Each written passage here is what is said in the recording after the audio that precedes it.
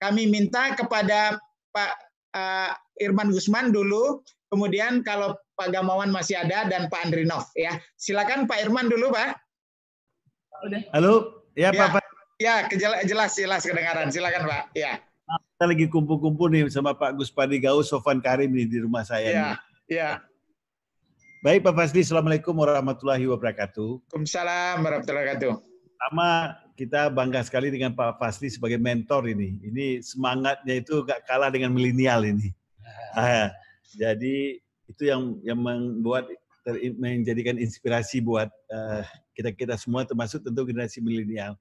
Jadi betul yang Pak Fazli katakan, ya kalau merajuk kepada apa yang disampaikan oleh sebuah konsultan manajemen namanya PricewaterhouseCoopers, pada 100 tahun Indonesia merdeka ini, ya itu ekonomi Indonesia itu berada di posisi nomor 3 terbesar atau nomor 4 terbesar kalau saya nggak salah, ya in term of GDP itu setelah China, kemudian Amerika, India dan Indonesia.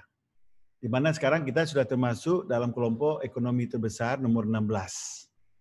Jadi apapun yang terjadi, lambat atau tidak pun, ya secara eksponensial tidak kurang daripada 5 besar. Tentu Pak Andrinov akan bisa mengkonfirm nanti, karena tentu beliau ahli daripada Bappenas. Oleh karena itu tentu ya, bagaimana kita menghadapi 2045, ya kalau tidak menyiapkan generasi-generasi kita sekarang supaya bisa berpartisipasi di segala lini. Dan yang paling penting apa yang kita lakukan hari ini ya, menyiapkan generasi emas orang Minang. Ini sebuah keniscayaan Pak Fazli ya. Ada sebuah tulisan oleh seorang wartawan senior, apa yang Pak Fazli lakukan hari ini ya oleh Pak Pitan Deslani orang NTT itu mengatakan harusnya ini menjadi inspirasi juga buat diaspora Batak, NTT yang lain sebagainya.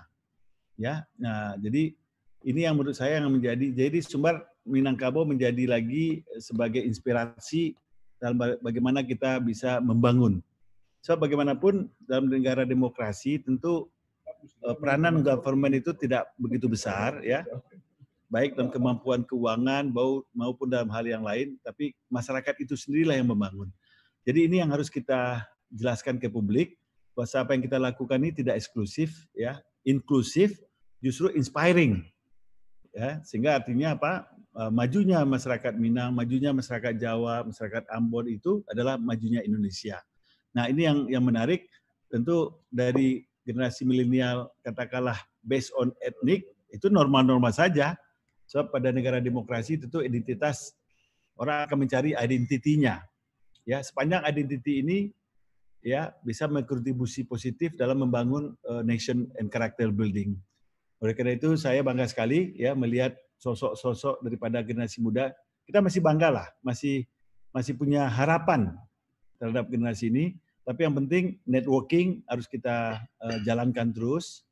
Sebab dan juga bagaimanapun pada era sekarang ini ya sudah menjadi era global, ya think globally, ya act locally. Oleh karena itu saya sangat mengapresiasi apa yang dilakukan oleh Minang Diaspora. Mudah-mudahan ini bisa kita kelola terus, tentu sesuai nanti dengan minatnya, apakah ke politik, apakah sosial, apakah ke corporate, apapun, ya minimal kita saling sharing pengalaman sehingga kita bisa berkontribusi banyak, baik untuk nasional maupun juga untuk daerah kita. Barangkali dari saya sekian Pak Fazli. Baik, terima kasih Pak Irman. Like father, like daughter ya. Tadi saya luar biasa.